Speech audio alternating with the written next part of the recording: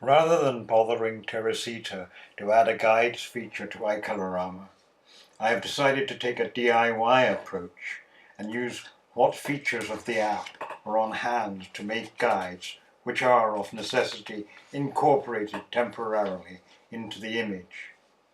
I call them visual guides because, of course, there is no snap to command.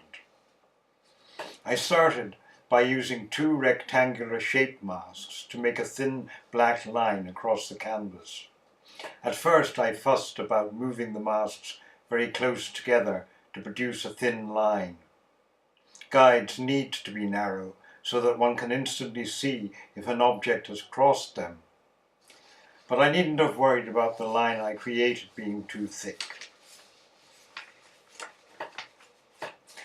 Using style painterly and moving the feature slider to the left reduces the line to a hair's breadth.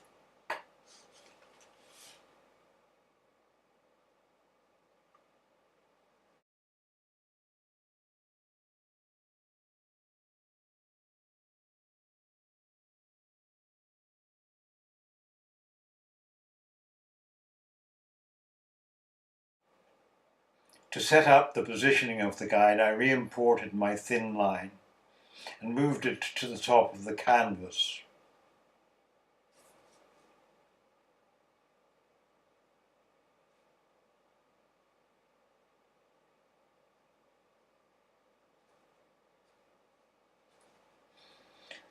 Then I blended it in again, this time hitting the rotate button twice to set it at right angles to the horizontal first guide.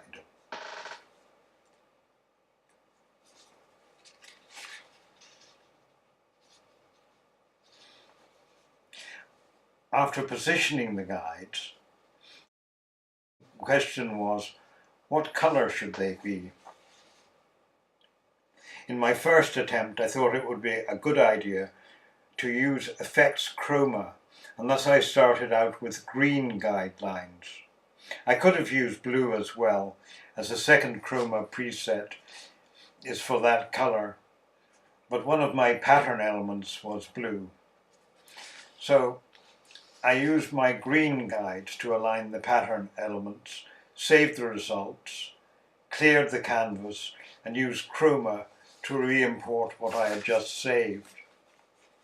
The theory was that the green guides would vanish and I would be left with just the pattern.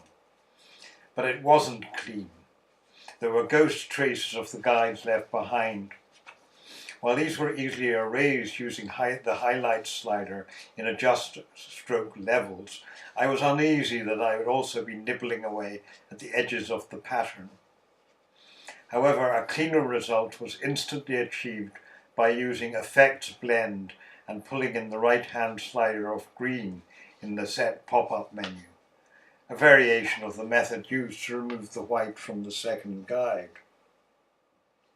Of course, this meant that now the guides could be any colour I wanted and not just green or blue. It would be preferable, although not compulsory, to avoid using the colour of the guide in the pattern, as it too would be deleted during the re-importation process.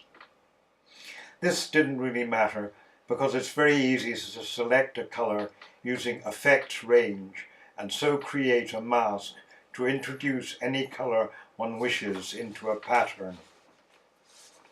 The need for accurate positioning overrides such small inconveniences. In the video, I have put together a small segment of pattern using guides. It's a time-consuming process, so I have it replaying at double speed.